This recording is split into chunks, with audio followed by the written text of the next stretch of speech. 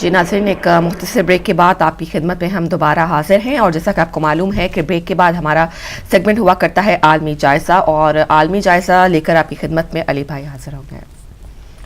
بہت شکریہ ناظرین، آپ کو عالمی جائزہ کے سیگمنٹ میں خوش آمدید کہتے ہیں، اور اس وقت جو ہے وہ ہم گفتگو کریں گے۔ ہم مختلف اسٹوریز کے اوپر بات کرتے ہیں، جو بھی کرنٹ نئی خبر ہوتی ہے اس کو لے کر کے آپ کی خدمت میں حاضر ہوتے ہیں، کسی کو اپنے ساتھ ٹیلی فون لائن پر رکھتے ہیں جو کہ اس کے اوپر بہترین تجزیہ جو ہے وہ ہوتا ہے اس کے اوپر۔ تو آج جو ہے وہ ہمارے پاس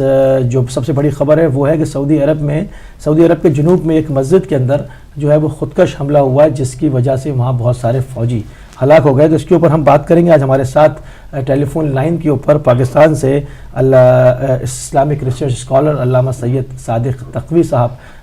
موجود ہیں۔ قبلہ آپ کو خوش آمدید کہتے ہیں اور آپ کی خدمت میں سلام عرض کرتے ہیں۔ علیکم السلام ورحمۃ اللہ وبرکاتہ۔ قبلہ، یہ خبر آ رہی ہے اور بلکہ کنفرم ہو چکی ہے یہ ساری کہ سعودی عرب کے جنوب میں ایک مسجد میں خودکش حملے میں 17 فوجی آفیسرز ہلاک ہو گئے۔ کہا جا رہا ہے کہ اطلاعات کے مطابق ایک مسجد میں خودکش حملہ آور نے سعودی عرب کے خصوصی فوجی دستوں کے درمیان خود کو دھماکے سے اڑا لیا، جس کے نتیجے میں ابتدائی طور پہ 17 فوجی آفیسرز کی تعداد آئی تھی، اب زیادہ بڑھ گئی ہے، بہت زخمی بے تاشا ہے۔ تو یہ کیا ہو گیا کہ یہی وہ لوگ ہیں کہ جنہوں نے پوری دنیا میں خودکش دھماکوں کو ایجاد کیا، ان کی تربیت کی، ان کے کیمپ بنائے، اور آج یہ ان کے ہی ساتھ واقعہ ہو گیا۔ کیا کہیں گے آپ اس کے اوپر؟ بسم اللہ الرحمن الرحیم، اللہم صلی علی محمد وآل محمد وعجل فرجہم۔ سب سے پہلے تو میں یہ واقعہ جو بہت ہی اہم نوعیت کا ہے اور جس علاقے میں یہ واقعہ ہوا ہے، یعنی سعودی عرب جو ہمارا ایک محترم ملک ہے جہاں پر مقدس مقامات ہیں، وہاں پر یہ واقعہ ہوا ہے۔ کئی جہات سے یہ واقعہ اینالائز کیا جا سکتا ہے۔ سب سے تو پہلے میں جو اس میں بے گناہ افراد جہاں بحق ہوئے ہیں ان کے لوائقوں سے بڑی تعریف پیش کرتا ہوں، اور یہ بات سطح جعفریہ کے ایک ادنا خادم ہونے کے حیثیت سے اپنے تمام سامعین ناظرین اور یورپ اور امریکہ اور دوسرے دنیا کے ممالک میں جہاں جہاں آپ کا چینل دیکھا جا رہا ہے اور پروگرام دیکھا جا رہا ہے، اس کے توسط سے میں پوری دنیا میں اعلان کرتا ہوں کہ اسلام اور سطح جعفریہ کی منطق یہ ہے کہ بے گناہ انسانوں کی ہلاکت کا افسوس کا اظہار کیا جائے۔ یقیناً اس سانحے میں جو افراد بے گناہ مارے گئے ہیں، ہماری دلی تعداد ان کے ساتھ ہیں، اور اس واقعے کو وجود ملانے والے اور اس کے اصل عوامل اور اسباب جن کو اب جو ہے الجزیرہ اور دوسرے انٹرنیشنل میڈیا کے رپورٹ کے مطابق داعش یعنی ISIS نے اس کی ذمہ داری کو قبول کیا ہے۔ تو سب سے پہلے میں تعزیت پیش کرتا ہوں اور اس بات کا اعلان کرتا ہوں کہ ہمیں دلی دکھ ہے کہ انسانی جانیں ضائع ہوں۔ بے گناہ کو مارا جاتا ہے تو مکتب جعفری وہ پہلا مکتب ہے اور وہ پہلا مسلک ہے اور پہلا مذہب ہے کہ جو سب سے پہلے تعریف پیش کرتا ہے، اس لیے کہ ہماری تاریخ یہ رہی ہے کہ ہم ہمیشہ مظلوموں کے ساتھ ہیں، ظالموں کے مخالف ہیں، جو مولا علی علیہ السلام کی وصیت ہے۔ اس کے ساتھ ساتھ دیکھیے سب سے بڑا مسئلہ یہ ہے کہ اس کو جو وقت ہے وہ ہے ایام حج نزدیک آ رہے ہیں۔ ایام حج کے موقع پر یہ واقعہ ہونا ایک غیر معمولی نوعیت کا ہے، اس کا ہمیں جائزہ لینا چاہیے۔ دوسرا یہ کہ اس وقت جو عالمی سطح پر داعش میں جو خود کے شکار ہے دیوبندی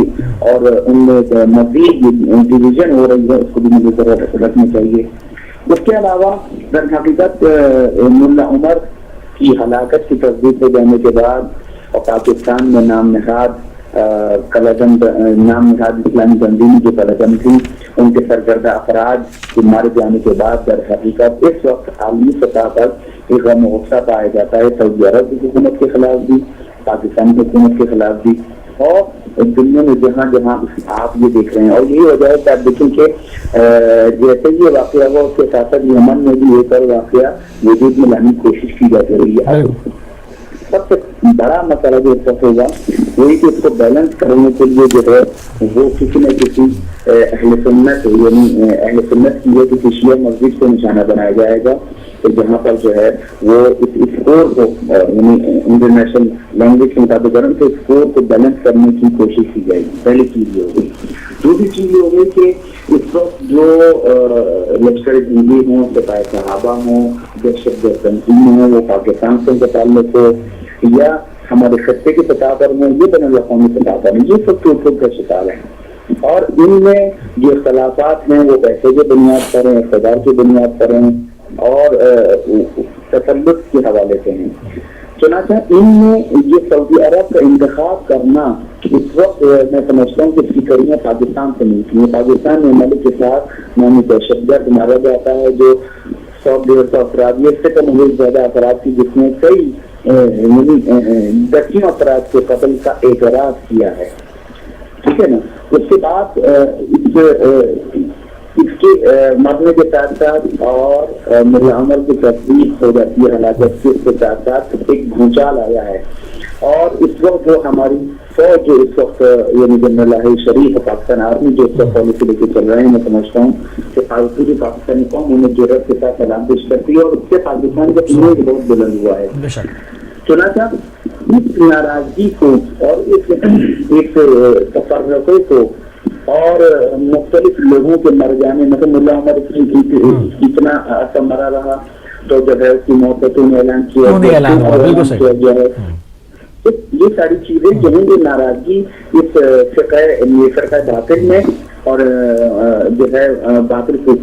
جلد ناراضگی پائی جاتی، تو اس کا جو انڈیا انہوں نے دیا ہے، جو اثر انہوں نے دیا ہے، وہ سعودی عرب نے دیا ہے کہ دیکھو ہم وہاں پر جو ہے دھماکہ کر کے 17 افراد کم سے کم جو ہے انہیں ہلاک کر سکتے ہیں، اور میں سمجھتا ہوں کہ یہ ایک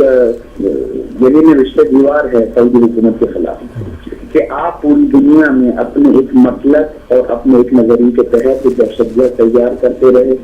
آپ جو ہیں لوگوں کو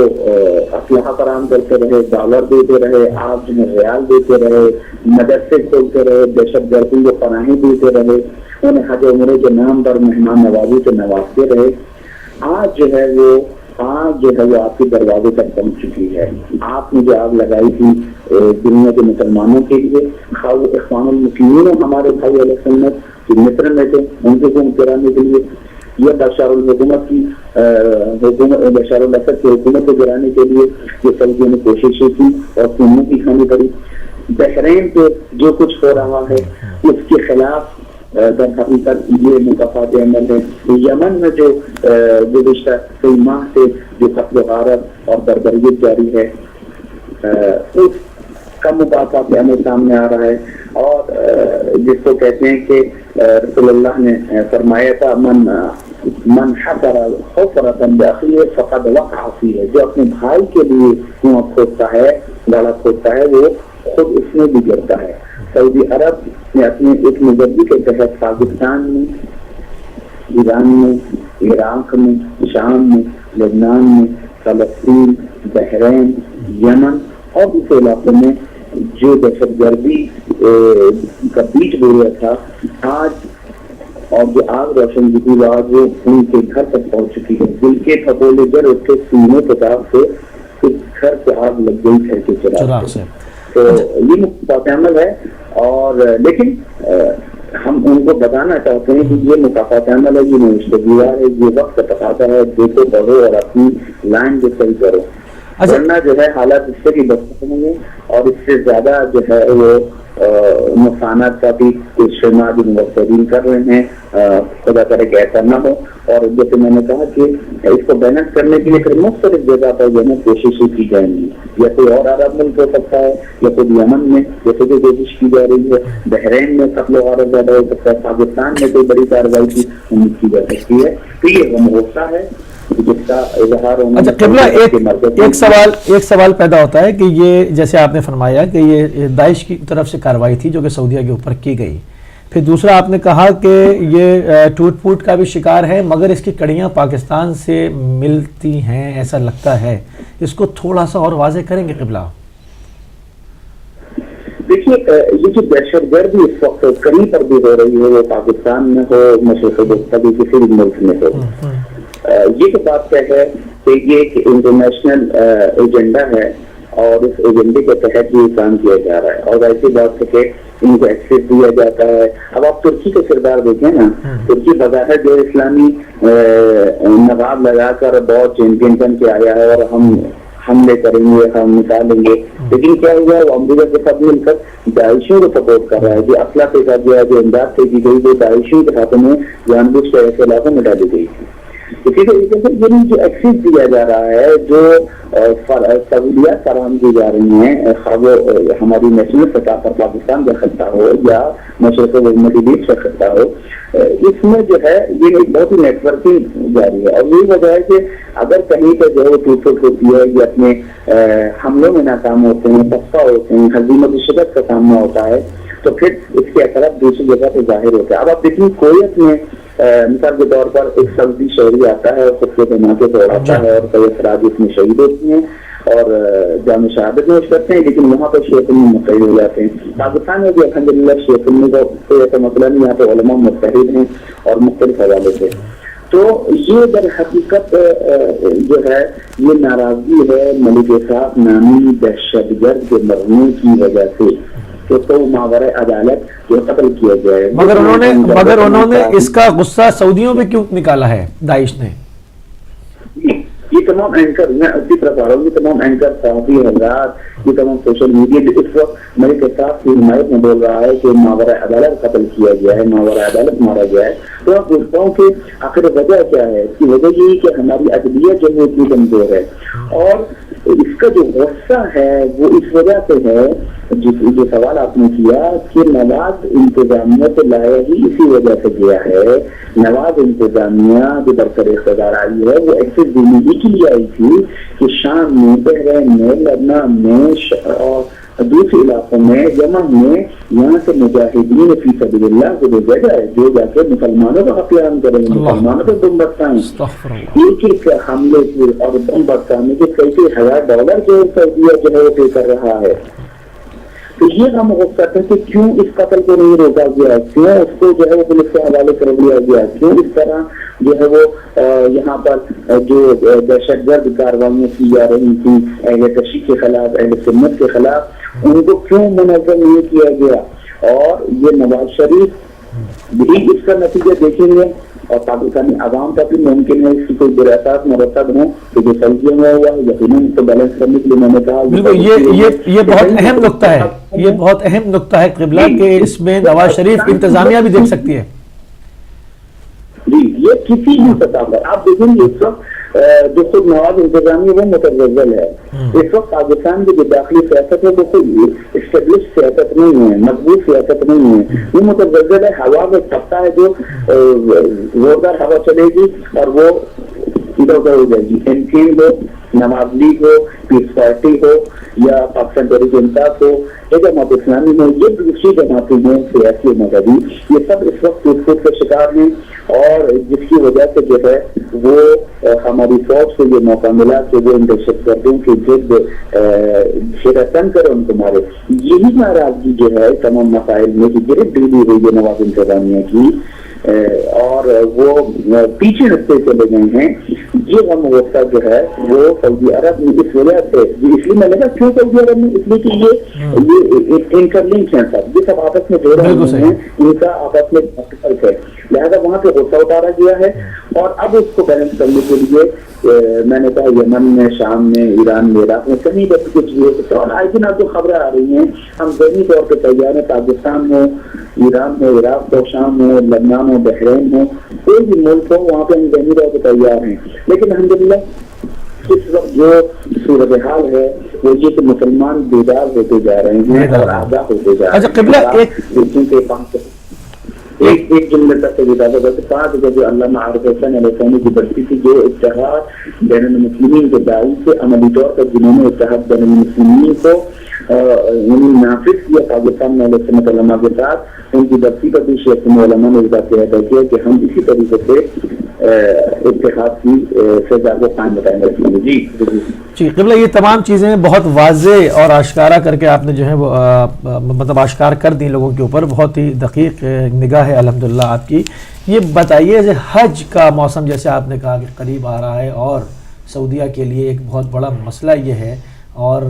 आप क्या कहते हैं कि हज पे क्या ये उसको जो ये कहते चले आए कि अबू बकर बगदादी को जो है वो हज का मेंबर बुला रहा है, इस बारे में आप क्या कहते हैं? ایسے بیانات آتے دیکھیے رہے. اس سے پہلے بھی سعودیہ میں داعش کا وجود نظر آتا ہے ایام حج میں، عمرے میں، مختلف محترم محترم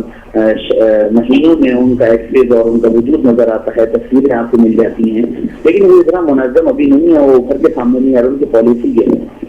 ایام حج جو ہے، حج کے پتہ ہے آپ کو کہ ایک بہت بڑا ہماری عبادت ہے بین الاقوامی، جس میں دنیا بھر کے 25 لاکھ کے قریب زائرین یا 20 لاکھ کے قریب زائرین جو ہیں کم و بیش وہ شرکت کرتے ہیں. لیکن یہاں پر بھی میں آپ کے توسط سے پاکستانی انتظامیہ اور حکومت تک اپنا احتجاج پہنچانا چاہتا ہوں کہ اس دفعہ حج پالیسی میں جو اہل تشریف کو کثرت کے ساتھ نظر انداز کیا گیا، اور اس کی سازش ہے، یہ سازش کے تحت ہوا ہے تاکہ جو اہل تشریف جو ہے حج کو نہ جا سکے، کیونکہ ان کو خوف ہے کہ جو ابھی عرب میں جو سعودی عرب میں 2 دھماکے ہوئے ہیں اور وہاں پر اہل تشریف کی مساجد اور مومنین کو جو نشانہ بنایا گیا ہے، اس کے لیے شام میں، لبنان میں، بحرین میں، یمن میں جو ٹانگیں کھسائیں گے سعودیہ نے، ان کو کنٹرول اور اپنا تسلط وہاں پہ جمانے کے لیے انہوں نے اہل تشریف کو، خواہ لبنان کے ہوں، پاکستان کے، ایران کے ہوں، عراق کے ہوں، یمن کے ہوں، کویت سے کہیں کے بھی ہوں، اہل تشریف کو چاہے کم سے کم مقدار میں پہنچیں. ایک طرف ہی انہوں نے یہ کام کیا اور ہم اس کی مرمت کرتے ہیں اور پاکستانی حکومت تک بھی یہ ہمارا پیغام انشاءاللہ پہنچے گا. دوسرا جو اس وقت ایام حج میں جو چیلنج ہے سعودی انتظامیہ کو، وہ یہ کہ بڑی تعداد میں جو ہے وہ دہشت گرد پہنچیں گے اور مختلف انداز سے. بالکل ضروری نہیں ہے کہ وہ دہشت گردی اور قتل و غارت اور خون بربری کے ذریعے سے جو ہے وہ انسانوں کا نسلیات قتل عام کریں، بلکہ وہ ممکن ہے کہ کسی اور انداز سے حاجیوں کے لباس میں جو ہے مسلمانوں کے درمیان منافرت، نفرت، تفرقہ اور ایک دوسرے کی تکفیر کا عمل شروع کریں. یعنی مسلمانوں کو کافی ساتھ دینا. اہل سنت ہمارے جو برادران ہیں جو مختلف ممالک سے تعلق رکھتے ہیں، خواہ کے حنفی سے ہوں، مالکی سے ہوں، شافعی سے ہوں، حنبلی سے ہوں، کیونکہ ہم ایک طرف دیکھتے ہیں جہاں پر ایام حج میں برات از مشرکین ہوتا ہے، تو کہیں ایسا تو نہیں اس کے مقابلے پہ یہ ایک گروہ تشکیل دیں؟ بالکل ان کو ایکسس دیا جائے گا اور ان کو یہ کہا جائے گا آپ مسلمانوں کی تکفیر کریں. اور یہ ہمیشہ سے ایک واضح نظریے کا ایک سلسلہ رہا ہے کہ ایک طرف متشدد کارروائیاں انجام دیتا ہے، دوسری طرف علمی انداز سے یا غیر علمی انداز سے مسلمانوں کے درمیان تکفیریت کو فروغ دیتا ہے. اب بات آگے یہ تو میں عرض کروں، ابھی کچھ دن پہلے ٹی وی چینل پر جامعہ بنوریہ جو بہت بڑا ادارہ ہے یعنی کہ بندی مکتب کا یا وہابی مکتب کا، اس کے جو پرنسپل تھے جناب محترم مفتی نعیم صاحب نے اعلان کیا تھا کہ میری ویب سائٹ پر اب کوئی فتویٰ موجود نہیں ہوگا شیعوں کے یا سنیوں کی تفریق کا، ان کو ذاکر قرار دینے کا. تو میں ان سے سوال یہ ہمیشہ کر رہا ہے سوچ اٹھا کے دیکھیں. تو میرا سوال مفتی انصاف سے کیا ان فتووں کو ظاہری طور پر ہٹا دینے سے یہ نفرتیں جو آپ کے فتووں میں ایجاد کی ہیں پاکستانی مسلمانوں میں، یہ دنیا کے دوسرے مسلمانوں میں ختم ہو جائیں گی؟ کیا وہ دہشت گرد جن کو آپ علمی رزق فراہم کرتے رہے ہیں کیا وہ ختم ہو جائیں گے؟ مفتی نہیں صاحب کیا آپ جواب دیں کہ وہ ہمارا علمی اثاثہ خواہ انجینئر، ڈاکٹر، وکیل، فوج، میڈیا، صحافی جو مارے گئے ہیں، ہلاک ہوئے ہیں، جامع شہادت نوش کیا ہے، کیا آپ کے فتویٰ ہٹا دینے سے یہ زندہ ہو جائیں گے؟ ان کے اہل خانہ کے دوسرے درد جو ہے وہ زخموں کو مرمت دیا جائے گا؟ مسئلہ صاحب مجھے جواب دیں. آپ کہتے ہیں کہ جناب میری ویب سائٹ پہ مثال کے طور پر نہیں ہونا چاہیے، مجھے دل نہیں، اور اگر ہے تو آج رات ہٹ جائے گا. وہ جا کے دیکھا گیا، بعد میں بھی ان کے دودھ پکڑا گیا اور وہ موجود تھے. تو مسئلہ ان کا جواب دیں. یہ اس طرح کیا آپ اعلان کریں گے کہ اہل تشریف، ہمیں ان کے اعلان کی ضرورت نہیں ہے، کسی مسلمان کو ان کے فتوے کی ضرورت نہیں ہے، لیکن انہوں نے کہا ہے کہ اب میں اس غلطی کا ازالہ کروں گا تو ازالہ کیجیے اور مسلمانوں کے لیے تکفیری فتوے دینے والے گروہوں کے خلاف جو ہے وہ عملی اقدام کریں، اپنی ویب سائٹ اعلان کریں. یہ تکفیری گروہ جو ہیں یہ ایام حج میں نظر آئیں گے، پاکستان میں بھی نظر آتے ہیں. مفتی نعیم صاحب کا بیان سب قابل قدر ہوگا، قابل غور ہوگا، قابل اہمیت ہوگا جب وہ اس طرح کے تمام مسائل کو ریموو کر کے ڈیلیٹ کر کے مسلمانوں میں اتحاد و اتفاق کا درجہ. اور سب سے بڑا آخر میں میں محفل دینا چاہوں گا ان کو, کیا آپ دوسرے مسلمانوں کو تکفیر کا خطرہ اپنی ویب سائٹ پھیلا کر کیا ان کی اسلام کے قائل ہو گئے؟ اگر قائل ہیں آپ تو پھر آئیے کسی سنی یا کسی شیعہ عالم کے پیچھے نماز پڑھیں تاکہ کوئی سنی اور شیعہ عالم کے پیچھے نماز پڑھے اور وحدت کا حق ادا کریں. ورنہ ہم یہی سمجھیں گے کہ آپ انہیں دہشت گردوں کا تصرف ہیں جو پاکستان میں, سعودی عرب میں, یمن میں, شام میں, بحرین میں, عراق میں, افغانستان میں, لبنان میں, ہر جگہ مسلمانوں میں تفرقہ تبلیغ ہو رہی ہیں. داعش ہیں, وہ القاعدہ ہیں, وہ طالبان ہیں, وہ لشکر چھری ہیں, وہ صحابہ ہیں, وہ جند اللہ ہیں. لہذا اگر آپ اپنے بارے میں سچے ہیں ان سے برات کا اظہار کریں, ان پہ لعنت بھیجیں اور ان سے بڑی ذمہ ہونے کا اعلان کریں. تو یہ ایام حج میں یہ ممکن ہے کہ ایسے افراد بھیجیں تاکہ تفصیلیت کا عمل جو ہے انہیں واضح طور پر سامنے آئے اور مسلمانوں کے درمیان جو ہے وہ تفرقہ اور اختلاف کو ایجاد کیے گئے. دوسری طرف میں نے کہا کہ اس کو بیلنس کرنے کے لیے جو ہے کسی بھی جگہ پر کسی بھی ملک کو نشانہ بنایا جا سکتا ہے اور این ممکن ہے قوم ملک جیسے کہ اطلاعات ہیں یمن کو اتارا جا رہا ہے اور این ممکن ہے کسی اور علاقے اور ملک اور مسجد اور مذہب اور مسلک کو نشانہ بنایا جائے. بہت خوبصورت گفتگو رہی آپ سے اور دل تو چاہ رہا تھا کہ ابھی مزید یہ وہ اور بات ہوتی مگر اب ہمارے دامن وقت میں اس سے زیادہ گنجائش نہیں تھی. آپ سن رہے تھے پاکستان سے مشہور و معروف اسلامک اسکالر جناب علامہ سید صادق تقوی صاحب کو. آپ نے بہت ہی عمدہ طریقے سے احسن طریقے سے تمام چیزیں کھول کے بیان کی. کچھ جو ہے وہ پاکستان کے جو دہشت گرد گروہ ہیں جو کہ اپنے آپ کو مختلف مسالک سے جو ہے وہ مربوط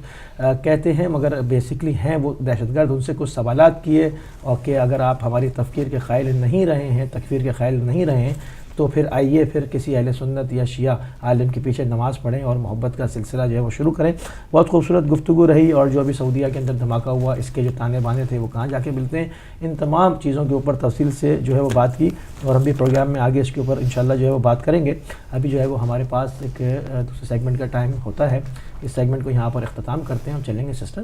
سحر کی طرف. جی بہت شکریہ علی بھائی, بہت تفصیلی اور بہت گہری بات چیت جو ہے وہ ہمارے آج کے گیسٹ سے ہوئی اور بہت ساری چیزوں کے اوپر سے, بہت سارے حقائق کے اوپر سے جو پردے اٹھ گئے ہیں اور ہماری آنکھیں جو ہیں وہ کھل گئی ہیں. بہرحال اس پر مزید بات چیت کرتے رہیں گے اگلے آنے والے آور میں. ہمارا ایک فرائیڈے کو جمعۃ المبارک کا دن, چونکہ بہت ہی مبارک دن ہوتا ہے اور خاص طور پر عبادت کے لیے مخصوص کیا گیا ہے مسلمانوں کی. آپ سب لوگ بھی یقیناً جمعۃ المبارک کے لیے تیاری کر رہے ہوں گے. جمعہ کی نماز کے لیے اس دن حکم دیا گیا ہے کہ نہا دھو کر جو ہے وہ صاف ستھرے کپڑے پہنے جائیں, خوشبو لگائی جائے اور اللہ تعالیٰ کی بارگاہ میں بہت اہتمام کے ساتھ جو ہے وہ حاضر ہوا جائے. تو اسی مناسبت سے کچھ ہیں, کچھ ذکر ہیں میرے پاس آپ کو بتانے کے لیے جن کے کرنے سے اللہ تعالیٰ کچھ مخصوص قسم کی جو تکالیف ہیں وہ دور فرماتا ہے. ہر چیز کا اللہ تعالیٰ نے قرآن پاک میں جو ہے اس کا حل موجود ہے, ہر درد کی دوا موجود ہے اور ہر پریشانی کا جو ہے اللہ تعالیٰ نے ہر کے لیے ایک آیت موجود ہے, ایک ذکر موجود ہے, ایک نام موجود ہے اللہ تعالیٰ کا, جسے پڑھنے کے بعد آپ اس سے شفا حاصل کر سکتے ہیں, اس پریشانی اور اس مشکل سے نجات حاصل کر سکتے ہیں. ایک آپ کو روایت کے مطابق ایک بات بتاتے چلوں کہ ایک دفعہ ایک غلام تھے, ان کو اپنی آقا سے مال کی ادائیگی کے بدلے میں جو ہے وہ آزادی کا معاہدہ کیا ہوا تھا انہوں نے, اور ان کے پاس قرض اتارنے کے لیے جو تھا وہ پیسے نہیں تھے. تو وہ حضرت علی مرتضیٰ شیر خدا مشکل کشا علیہ السلام کے پاس ان کی بارگاہ میں حاضر ہوئے اور کہا کہ میں آزادی کی قیمت ادا کرنے سے عاجز ہوں, میری مدد فرمائیے. تو آپ امام علی علیہ السلام نے فرمایا کہ میں تمہیں چند کلمات نہ سکھاؤں جو رسول اللہ صلی اللہ علیہ وآلہ وسلم نے مجھے سکھائے ہیں, اور اگر تم پر پہاڑ کے برابر بھی قرضہ ہوگا تو اللہ تعالیٰ تمہاری طرف سے ادا کر دے گا. اور تم یوں کہا کرو, اللہم اکفنی بحلالک عن حرامک واغننی بفضلک عمن سواک. یہ آیت جو ہے یہ بہت آسان سی ہے, اس کو آپ یاد کر سکتے ہیں. ہر نماز کے بعد اگر آپ 11 مرتبہ اس کو پڑھیں تو اللہ کے کرم و فضل سے آپ کے اوپر جتنا بھی قرضہ ہے وہ ادا ہو جائے گا. اور کچھ چیزیں سب سے ہماری زندگی میں ظاہر ہے اللہ تعالیٰ کے حکم کے مطابق ہمیں روزی ملتی ہے اور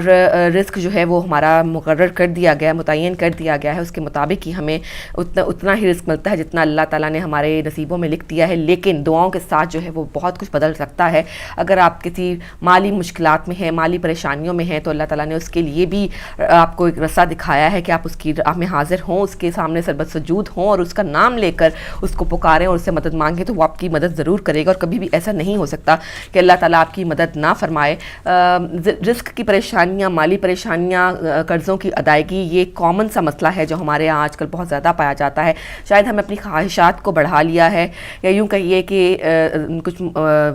سرکمسٹانسز ایسے ہو جاتے ہیں کہ مالی طور پر جو ہے وہ بہت ساری مشکلات کا سامنا کرنا پڑتا ہے. آپ کو کچھ اللہ تعالیٰ کے نام ایسے بتاؤں گی جن کو پڑھنے سے اللہ تعالیٰ خاص کرم فرماتا ہے اور غیب سے مدد فرماتا ہے اور کوئی نہ کوئی ایسا سبب بنا دیتا ہے جس کی وجہ سے آپ کی جو مالی پریشانی ہے وہ دور ہو جاتی ہے.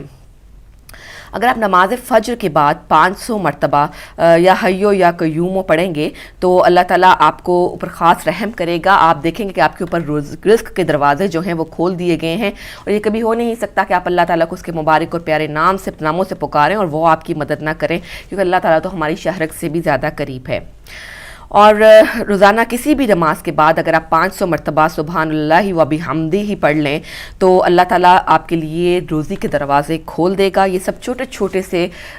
ذکر ہیں جن کو اگر آپ کر لیں تو آپ کی زندگی میں بہت آسانیاں پیدا ہو سکتی ہیں اور ان پہ زیادہ ٹائم بھی نہیں لگتا کہ آپ یہ کہیں کہ ہمارے پاس ٹائم نہیں تھا. ان میں سے کچھ ذکر ایسے ہوتے ہیں، کچھ اللہ تعالیٰ کے نام ایسے ہوتے ہیں جن کو آپ چلتے پھرتے اٹھتے بیٹھتے وقت پڑھ سکتے ہیں. اور اگر آپ صبح شام 41 مرتبہ سورۃ فلق کا جو ہے وہ ورد کریں تو اللہ تعالیٰ جو ہے بھی آپ کی روزی میں برکت فرمائے گا. فجر کی سنتوں اور فرضوں کے درمیان میں 1100 مرتبہ یا غنیوں اور یا مغنیوں پڑھیں گے تو اللہ تعالیٰ 1100 مرتبہ، اس میں کچھ زیادہ ٹائم نہیں لگتا ہے، سننے میں شاید زیادہ لگ رہا ہے لیکن ایسا نہیں ہے. 1100 مرتبہ اگر آپ یہ دونوں نام اللہ کے ملا کر پڑھ لیں تو آپ خود محسوس کریں گے اپنی زندگی میں آنے والی بہترین تبدیلیوں کو. مغرب کے بعد سورۃ الواقعہ کی تلاوت کا جو معمول ہے وہ بنا لیں. بہت تھوڑا سا ٹائم لگتا ہے، بہت ہی خوبصورت صورت ہے. جب یہ منہ پر جب آپ زبان پر اس کو بہت ہی ہلکی طریقے سے آپ اس کو پڑھ سکتے ہیں اور قدرت الہی کا پھر آپ مشاہدہ کریں کہ سورۃ الواقعہ پڑھنے کے بعد اللہ تعالیٰ آپ کے اوپر روزی کے در کس طرح سے کھول دیتا ہے، کس طرح سے اپنی رحمتوں کا نزول کر فرماتا ہے. اور بس تھوڑی سی لگن کی، تھوڑی سی اللہ تعالیٰ کے پاس حاضری کی، دل و دماغ کے ساتھ حاضر ہونے کی ضرورت ہے. روزانہ بعد نماز فجر یا نماز عصر اگر آپ سورۃ الکوثر کی جو ہے وہ 100 مرتبہ تلاوت کریں گے تو رزق کے جو ہیں وہ بہت سارے ذرائع نصیب ہوتے ہیں اور خوشحالی ملتی ہے. روزانہ 100 مرتبہ ہر نماز کے بعد یا اللہ یا رزاق کا ورد کریں تو آپ دیکھیں گے کہ اللہ تعالیٰ آپ کے پاس جو رزق ہے اس کی بہت زیادہ اضافہ کر دے گا. اور یہ کوئی اتنے مشکل نہیں ہے. اگر آپ ان چھوٹے چھوٹے تسبیحوں کو جو ہے وہ جاری رکھیں گے تو آپ کو محسوس بھی نہیں ہوگا کہ آپ نے تسبیحاں بھی کر لیں اور اللہ کی رحمت کے تمام دروازے ہیں وہ بھی اپنے اوپر کھول لیے. سورۃ الکہف 11 روز متواتر پڑھنے سے جو ہے وہ غربت کا خاتمہ ہوتا ہے، فراخی رزق کا سبب بن جاتی ہے سورۃ الکہف. تو کوشش کیجیے کہ سورۃ الکہف بھی ہے جو آپ وہ کثرت سے پڑھیں تاکہ اللہ تعالیٰ آپ کو اپنے رحمت سے نوازے. اور بعد نماز صبح جو ہے اگر آپ یا عزیزوں کا آپ 40 دن تک جو ہے وہ یہ